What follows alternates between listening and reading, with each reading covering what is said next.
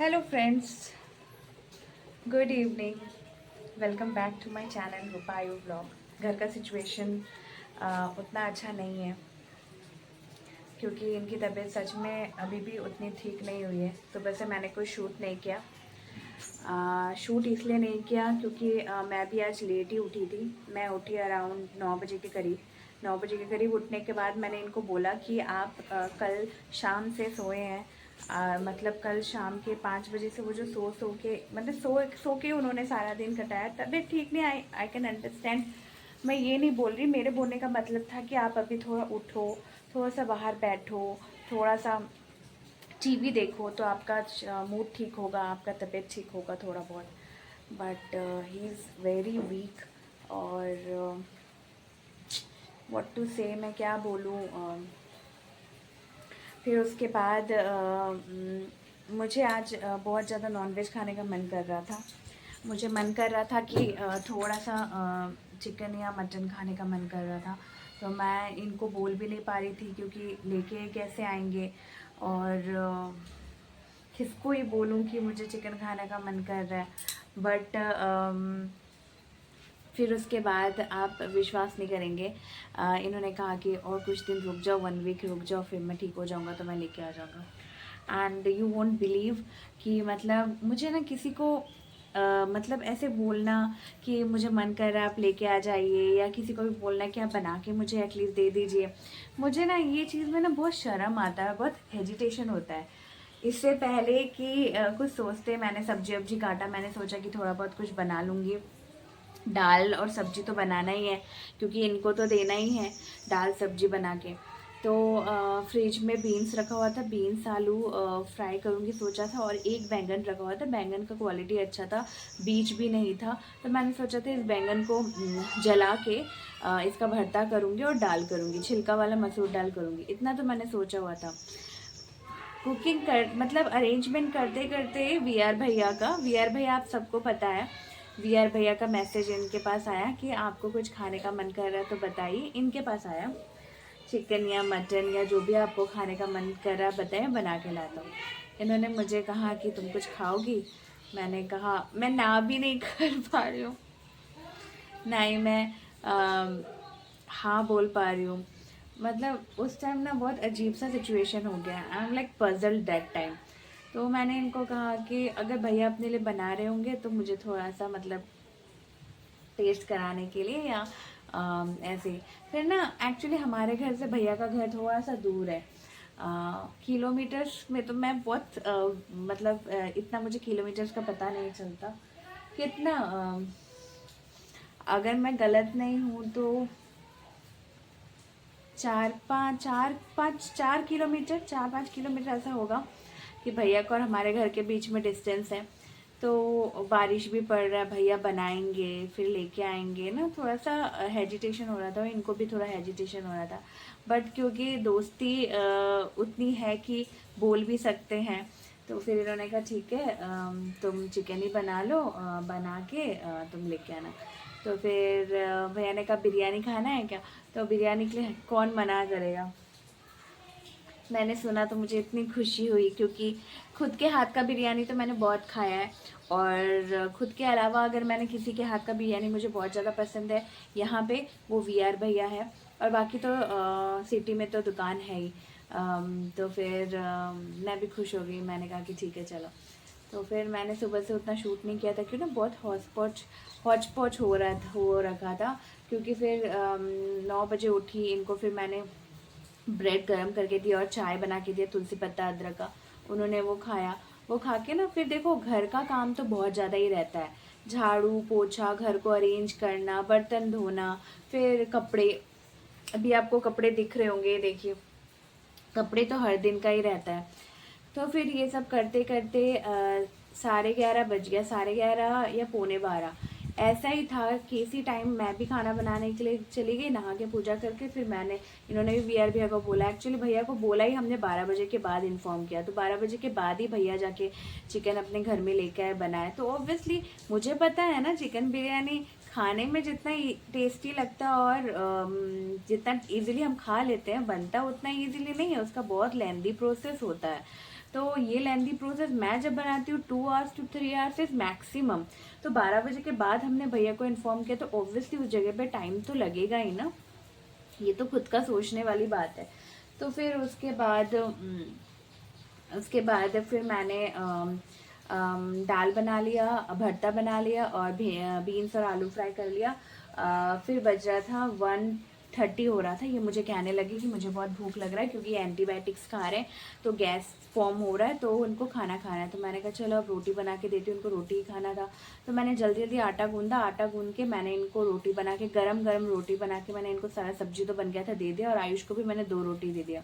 आयुष बोल रहा मम्मा मुझे बिरयानी खाना है। मैंने कहा बेटा बिरयानी जब आएगा तब आप खाना, अभी आप 2 रोटी खा लो। तो आयुष ने खा लिया। फिर भैया आके हमको दे के गए और मैंने सोचा था कि मैं शूट करूँगी। मैं क्या ही सोचूं, भैया ने जब वो कैसरोल वाला पॉट पकड़ाया कि इसमें बिरयानी है, भाभी और भैया रायता भी बना के लाए थे, भैया और नैना दोनों ने मिलकर बनाया था। तो जैसे ही भैया गए मैं टूट पड़ी बिरयानी के ऊपर। मैं और ये दोनों हम बिरयानी के ऊपर टूट पड़े। इन्होंने खाया, ऐसा नहीं कि इन्होंने बहुत ज़्यादा खाया, इन्होंने खाया क्योंकि वीआर भैया ने, इनके दोस्त ने बना के दिया है तो वो प्यार उसमें है तो वो ज़रूर खाएंगे। तो फिर उन्होंने खाया, 4-5 चम्मच ऐसा खाया होगा। फिर मैंने खाया, आयुष ने भी थोड़ा बहुत टेस्ट किया क्योंकि आयुष ने खा लिया था, आयुष ने भी खाया, हम तीनों ने मिल के खाया। खा के फिर मैं आ गई बिस्तर पे। फिर बिस्तर पे आने के बाद फिर ऐसी नॉर्मल मूवीज़ एंड ये देख रही थी। मैंने एक मूवी शुरू किया था देखने के लिए जो मुझे आयुष ने देखने ही नहीं दिया। तो अभी बज रहे हैं कितने, अभी 6 बज रहे हैं, 6 सवा 6 बज रहे हैं। आयुष को दूध गर्म करके दूंगी और बस भगवान से यही प्रे करती हूँ और हर दिन प्रे कर रही हूँ कि इनकी तबीयत ठीक हो जाए। उसके पीछे सिर्फ एक ही कारण है कि मैं इनको कभी ऐसा देख नहीं सकती। आज वीआर भैया आए थे तो मैंने भैया को बोला मेरी शादी को 13-14 साल होने वाले हैं, 13-14 साल में मैंने कभी भी इनको इस तरह बीमार देखा ही नहीं। जोधपुर हमारा यूं गया, यूं जोधपुर में हमने 7 ईयर्स कटा दिए, बट 7 ईयर्स में कभी भी इतना ज़्यादा बीमार ना ये पड़े ना मैं पड़ी। जितना ही पेट का प्रॉब्लम हो या जो भी हो, मुझे गैस यहाँ पे बहुत ज़्यादा फॉर्म होने लगा, मुझे गैस्ट्रिक का प्रॉब्लम यहाँ पे ज़्यादा होने लगा, वहाँ जोधपुर में नहीं होता था। बट टचवुड यहाँ जब से 2-3 महीना आरओ लगा है तो गैस्ट्रिक का प्रॉब्लम मुझे नहीं हो रहा है। तो जितने सारे हर्डल्स प्रॉब्लम्स अपने लाइफ में जो मैंने कभी भी पठानकोट में नहीं देखे, जोधपुर में नहीं देखे, वो सब मैंने यहाँ पे देखे। चाहे वो किसी के भी रूप में हो, चाहे वो इंसान के रूप में हो या नई नई चुनौतियाँ या जो भी है, वॉटेवर प्रॉब्लम हमने यहीं पे फेस किए हैं और कर रहे हैं। और 2 साल बाकी है, टच भगवान से ये बोलूँगी कि 2 साल ईजीली कट जाए। और हर एक लेडीज़ के लिए ऐसा होता है कि खुद पे कुछ भी आए वो सह लेती है, बट जब पति और बच्चे पे आता है तो वो उसको उतना अच्छा लगता नहीं और सह नहीं पाती है। तो मेरा सच में कोई व्लॉगिंग करने का भी इच्छा है नहीं। तो जस्ट आपको अपडेट देने के लिए मैंने ये छोटा सा एक व्लॉग बनाया है, इसको और मैं कंटिन्यू नहीं करूँगी। कल से अगर ये ठीक हो जाएंगे तो मैं करूँगी, क्योंकि मैंने पहले भी बहुत बार बोला है कि मेरे लिए मेरे हस्बैंड और मेरे बच्चे के ऊपर कभी भी ब्लॉगिंग नहीं आता है, ऊपर कुछ भी नहीं आता है, सबसे पहला प्रायोरिटी वही है।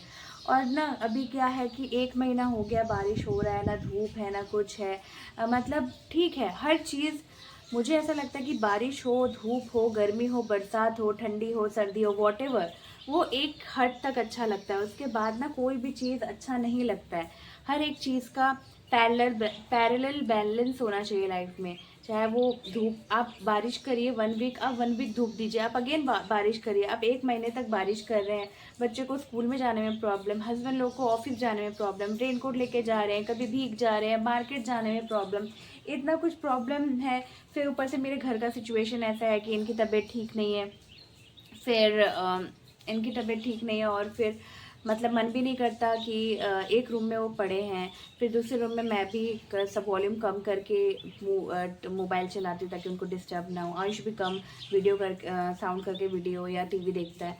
तो ये सब में ना और इच्छा नहीं हो रहा, और मुझे ऐसा लगता है कोई भी चीज़ वॉट एवर इट इज़, सिर्फ ब्लॉगिंग नहीं, वॉट एवर इट इज़, आप अगर कुछ बना रहे हो, खा रहे हो, गाना गा रहे हो, गाना सुन रहे हो, टीवी देख रहे हो, वॉट एवर, अगर आप अंदर से if you are not happy, if you are not like comfortable या यहाँ शांति नहीं है ना, तो वो चीज़ कुछ देर के लिए पॉज हो जाना ही मुझे ऐसा लगता है सही रहेगा।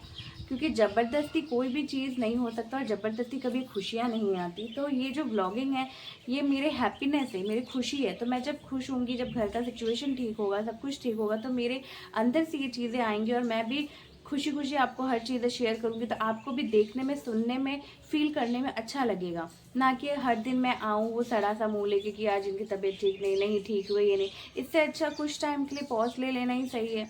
तो मैंने सोचा कि इसलिए आपको बस थोड़ा बहुत अपडेट दे दूँ कि पूरी तरह ठीक हुए नहीं हैं और पता नहीं कब ठीक होंगे।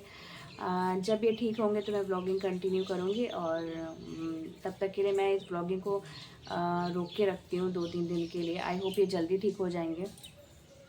तो चलिए मैं अपना व्लॉग यहीं पे ख़त्म करती हूँ। उम्मीद है आप मेरी बातों को समझे होंगे और ऐसा सिचुएशन शायद सबके साथ ही अभी हो रहा होगा। स्पेशली बेलगांव में रहने वाले हर लोगों के साथ ऐसा सिचुएशन हो रहा होगा।